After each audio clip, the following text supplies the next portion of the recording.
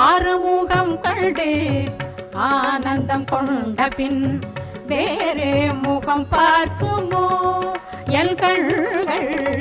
ஆறுமுகம் கண்டு ஆனந்தம் கொண்ட பின் வேறு முகம் பார்க்குமோ என் கண்கள்? ஆறெழுத்தை பாடி இன்பம் அடைந்த நாவுமே, ஆறெழுத்தை பாடி இன்பம் அடைந்த நாவுமே வேறெழுத்தை பாடுமோ முருகையன்? ஆறுமுகம் கண்டு ஆனந்தம் கொண்ட பின் வேறு முகம் பார்க்குமோ?